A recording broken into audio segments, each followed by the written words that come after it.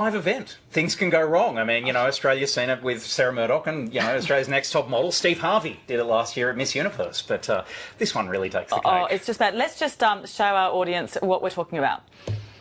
No, there's a mistake. There's a mistake. Moonlight, you guys won Best Picture. Moonlight won. Come on, this is not a joke. This is not a joke. I'm afraid they read the wrong thing. This is not a joke. Moonlight has won Best Picture. Moonlight, Best Picture.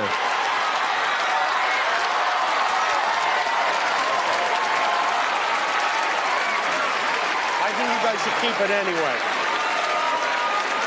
Oh, it's Warren. I'm sorry. Guys. It's an extraordinary thing to say. Look, to set the scene, what had hhappened is Warren Beatty and Faye Dunaway had been sent out. They were there because it was an anniversary of their film.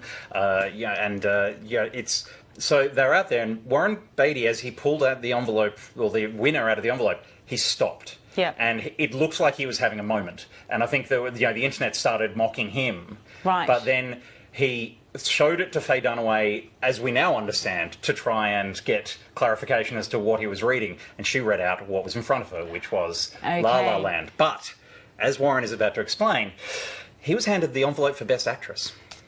Let's have a look. I want to tell you what happened. I opened the envelope, and it said, Emma Stone, La La Land. That's why I took such a long look at Faye and at you. I wasn't trying to be funny. Well, you were funny. Thank you very much. Thank you very much. Wow, this is Moonlight, the Best Picture. Yeah. Okay. Oh, it's also awkward, isn't it? Especially because La La Land cast were up there already giving their speeches and had to be shuffled off the stage. And it had been a night where it had the fortunes had swayed back and forth. La La Land didn't pick up the first couple of awards they were favourite for, so we're all thinking maybe the backlash against it had kicked in. Then it started picking up all of its awards again, and Damien Chazelle won Best Director just before this. It looked, Emma Stone obviously had just won Best Actress. Yeah. So good she won it twice.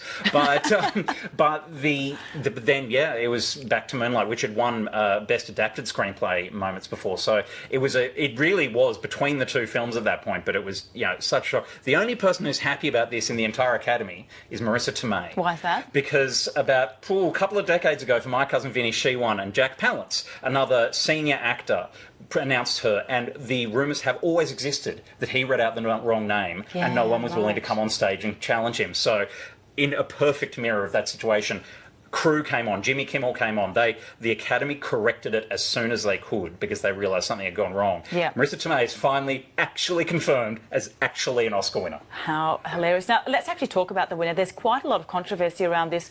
If you just look at Twitter, a lot of people saying, hey, political correctness gone mad. Why did Moonlight win? I must say our own Virginia Trioli picked it. She knew that Moonlight was going to win. So why is there so much controversy around this? Look, it's like the two camps formed behind La La Land and Moonlight for this. Moonlight represents all of the good political messages that the Oscars wanted to send this year. Obviously, after 2 years of Oscars So White, they were really pleased that, and rightly so, there were some amazing films with, actors of colour, lots of representation of diversity within the films. Moonlight is a great example of that. La La Land is a romance, it's lighthearted, and it's about Hollywood. So it was this perfect separation of people and what they like in their cinema. Should it be powerful? Should the Oscar winner for Best Picture have a message, or should it be technically and entertainingly great? And look, they're both great films. What I find really odd is how much people have... It's a bit like politics in the US.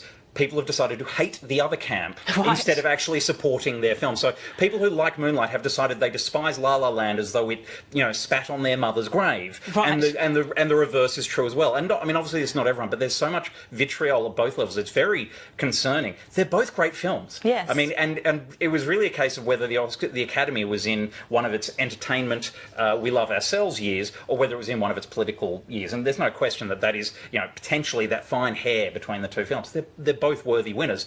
as it turned out, they were both worthy winners, which is just an awkward moment for everyone. Now, Jimmy Kimmel handled that awkwardness quite well. He's been hosting it, obviously. There's often a lot of kind of political controversy around this space. This year, probably more than other years. Yeah, I think Jimmy Kimmel did a really good job hosting. He started differently in two ways. One, he was not the first person we saw. Justin Timberlake began the show with a musical number, and then he started serious. We're sort of used to these opening monologues, and he started a little bit serious. Soon, however, he decided to have some fun, and I think it was almost he chose not to instantly kick Donald Trump. He waited a good 60 to 75 seconds. Okay. But look, let's have a look. Here's some of the stuff he said to and about Donald Trump. But I want to say thank you to President Trump. I mean, remember last year when it seemed like the Oscars were racist? And of all the great actors here in Hollywood, one in particular has stood the test of time for her many uninspiring and overrated performances.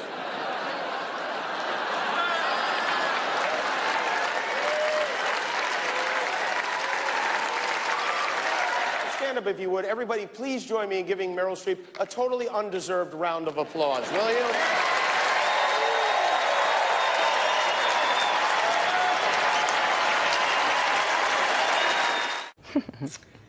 It was funny. I mean, obviously that's reference to the fact Donald Trump has, been taken to criticising Meryl Streep on Twitter because she gave a speech about him at the Golden Globes. So award season came full circle, and I think they very cleverly moved that out of the way so that Jimmy Kimmel could spend the majority of the night focusing on his feud with Matt Damon. That was just very funnily handled, very beautifully done. There was I think there was a lot of fun had. They actually brought a tour group unexpectedly through the Oscars.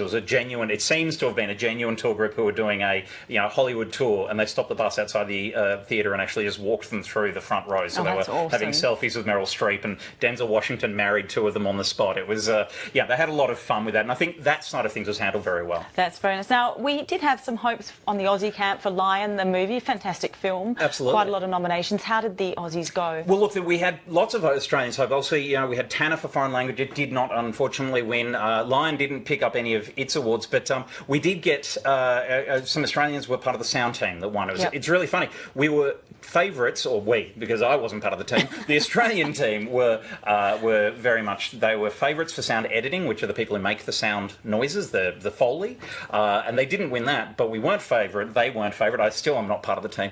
They weren't favourite for sound mixing, but they did win the Oscar for that. So some Australians did win. Essentially, most of our nominees were not the favourites, and it went the way it was expected. So Viola Davis did beat out Nicole Kidman, who was nominated for Best Supporting Actress for Lion. Viola Davis gave probably the best acceptance speech of the night, so it's very hard to hold that against her. It's really interesting, isn't it, the Oscars, because so often it's about, like you say, what the Academy is kind of feeling at the time. Is there any way to kind of predict that mood, that sense of where things will shift and go? Because as a consumer, you think, of course this film's going to win, and of course that's going to win, but it's hard to pick sometimes. Indeed, and look, that's why there's a lot of conversation about who should win as opposed to will win. Yeah. A lot of indications come from the guilds. You have the Actors Guild, for example, gave their equivalent of Best Picture to Hidden Figures. La La Land was winning a lot of the early awards, but Moonlight had started winning some of the Guild Awards towards the end. So there is some indicators there, but then you do just get the fact that the season plays out. So I think, honestly, La La Land would have won at the beginning, but at the end of the season, Moonlight had, I think people had grown weary of La La Land. Moonlight came through. Okay. Or they both win. Who knows? We may change our mind again. Exactly.